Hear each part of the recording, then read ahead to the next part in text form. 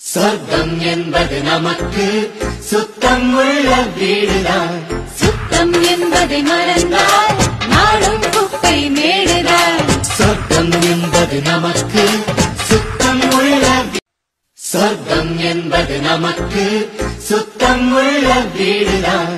சுத்தம் என்பதை மறந்தால் நாடும் குப்பை மேடுதான். சொர்க்கம் என்பது நமக்கு சுத்தம் உள்ள சொர்க்கம் என்பது நமக்கு சுத்தம் உள்ள வீடுதான்.